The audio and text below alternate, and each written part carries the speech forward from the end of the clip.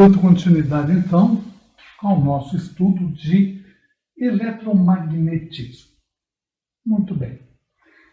Então, por que realmente a gente estuda eletromagnetismo? Então, é só pensar, se você ficar aí alguns dias sem energia elétrica, o que vai acontecer? E o que tem a ver o eletromagnetismo com a energia elétrica? Aí você não pode, por exemplo, sem energia elétrica, carregar o celular, ter energia em casa, guardar os alimentos, né, na geladeira. Em muitos casos, o banho também depende de uma eletricidade, além de outras coisas, nem se fala, a quantidade é muito grande. Porque, a partir do conceito de eletromagnetismo, é que se gera a energia elétrica. O que é energia elétrica?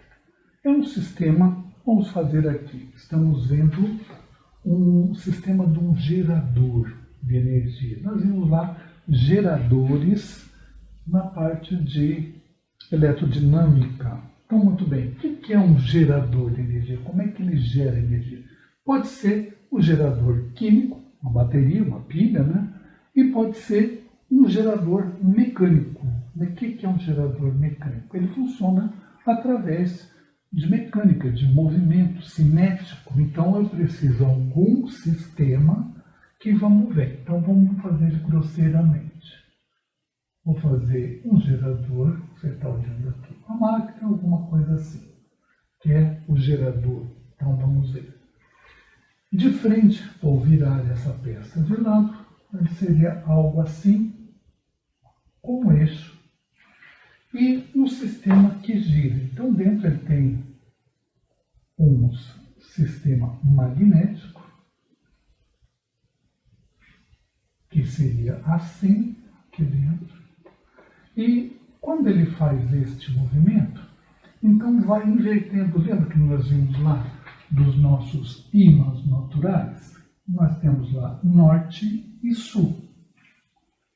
Então, conforme ele vai fazendo esse giro, ele vai numa quantidade, vamos dizer assim, um enrolamento que tem, não é só exatamente isso, tem mais uma série de formas, mas vamos fazer grosseiramente. Então, eu tenho uma quantidade de fios, exatamente cabos, e ele vai fazer nesses cabos uma orientação das cargas elétricas. Conforme gira esse ímã, ele faz esses elétrons se moverem ali dentro. Move então as cargas elétricas, e essas cargas elétricas em movimento chama eletricidade. Então, o gerador funciona gerador. Porque a geração de energia química não significa 0,5% da energia que se gasta. Toda é mecânica. A forma anterior dela, mecânica, nuclear, eólica, por algum motor de explosão ou motor de vapor, toda ela vai fazer um movimento cinético do gerador. Então, isso que a da Itaipu é assim, a da usina que tem aqui, próximo aqui de Tubarão, ali, a usina que queima carvão, é assim também, é uma máquina a vapor que vai fazer este movimento. Então, tudo isso está relacionado com essa variação, grosseiramente, de norte e sul. Depois nós vamos desmontar um e ver exatamente como ele funciona. Agora nós estamos vendo os conceitos básicos do eletromagnetismo. Então, vamos voltar aqui no nosso ímã natural. O que era ímã natural mesmo? Ímã natural é aquele mineral chamado magnetita,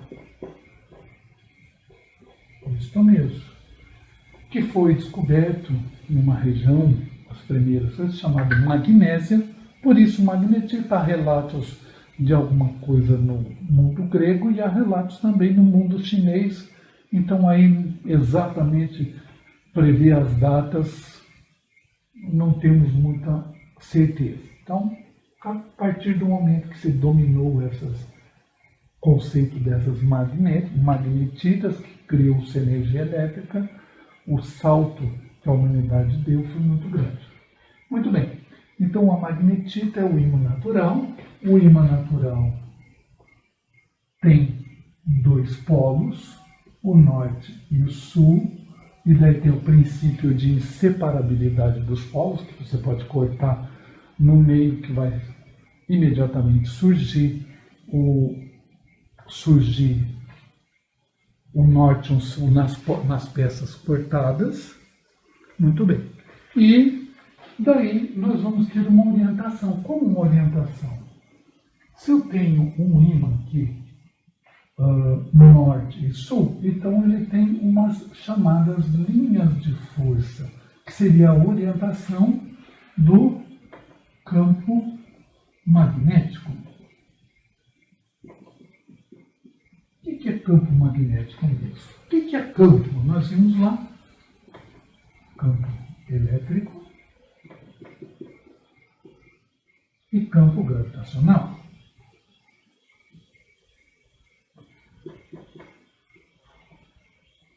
Muito bem. Gravitacional. Então, assim,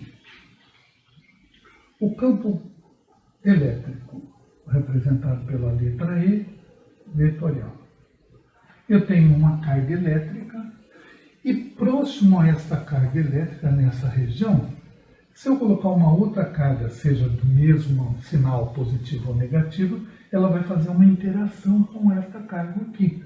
Nessas proximidades, essa região próxima se chama, então, o campo elétrico. Ela pode atrair ou repelir essa outra carga, dependendo dos sinais. Aí lá tem a lei das cargas. Muito bem, positivas, negativas, iguais ou diferentes, se atraem ou se repelem.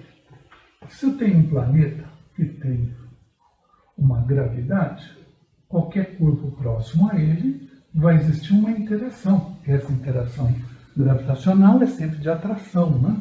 Então vão ter uma atração entre esses dois corpos. Eles tendem a juntar. E quando eu tenho um corpo magnético, vamos fazer aqui uma experiência. Colocando o metal, estou vendo que é um metalzinho, parafusinho, no quadro. E vou pegar um ímã. Aqui tem um ímã. Eu sei o que nós temos aqui. Então isso é uma magnetita? Sim. E o que nós temos desse ímã aqui? Vamos lembrar então que magnetita nada mais é que uma combinação entre outros, principalmente de óxido de ferro. Vamos dar uma olhada lá na química, lá ver o que é a magnetita. Muito bem, então aqui está o nosso pêndulo aqui, representado com o parafuso. Então, a partir do momento que eu aproximo esse corpo magnetizado, ele vai causar uma interação.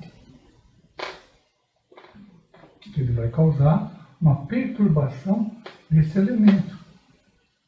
E essa perturbação, essa área, mesmo não tendo contato, aí que existe a força de campo. Mesmo não tendo contato,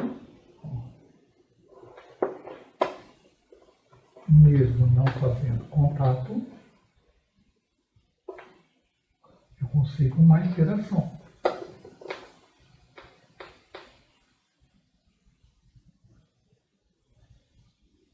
Essa é a zona, então, de influência do magneto.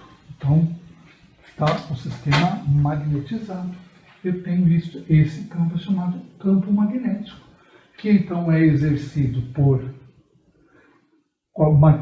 ímãs naturais, magnetita, depois nós vamos ver que temos ímãs artificiais também, nós vamos estudar lá. Então aí eu tenho o campo magnético. Muito bem, se eu tenho um campo, como nós temos a Terra, tem o campo gravitacional e cargas elétricas tem o campo elétrico, então nós vamos ter umas linhas de força, como nós vimos, no campo magnético. E essas linhas de força saem, assim, nesse sistema, saem dos polos norte e vão para o polo sul, fazendo algo nesse sistema assim. Depois nós vamos dar uma olhadinha aí, tem umas figuras bem fácil de representar.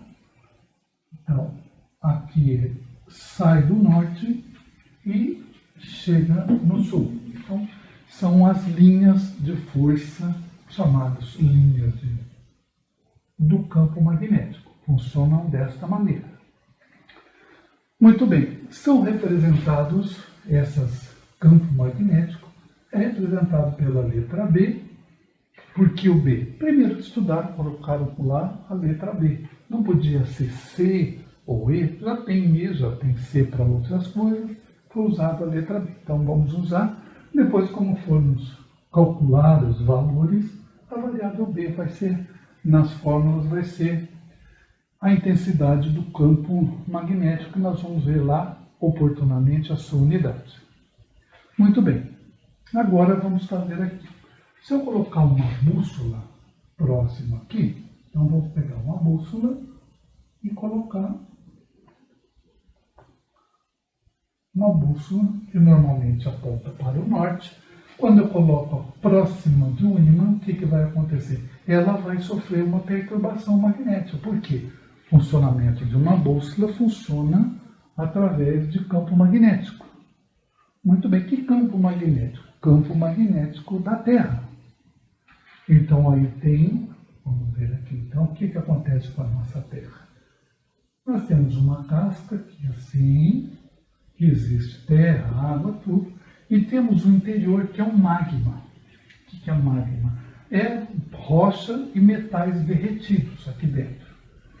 Então, conforme a Terra faz o seu giro, faz o seu spin, vamos dizer assim, então faz a sua rotação, a rotação causa, vamos dizer que se a gente tivesse cortado a Terra, estamos vendo de cima, esta rotação vai causar um movimento dessa quantidade de magma aqui dentro, essa pasta quase praticamente líquida, né, que vai ter um giro aqui dentro. Este giro causa, então, uma magnetização da Terra. Quer dizer que a Terra é um ímã gigantesco, exatamente.